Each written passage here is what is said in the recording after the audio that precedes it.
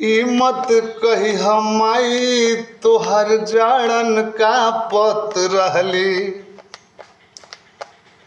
तन धोके के पैसा न रहे आगी तापत रहली। ना तो रोवे लगी हवन सुकुआर हो, पूछ जो हमार बीरना। और थल सेना में भर्ती हवे भैया मोर सिपाही।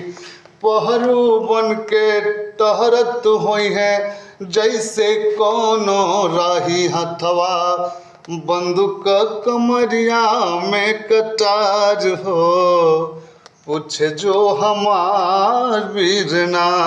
कही निके बाट घर के समाचार हो, पूछ जो हमार वीरना।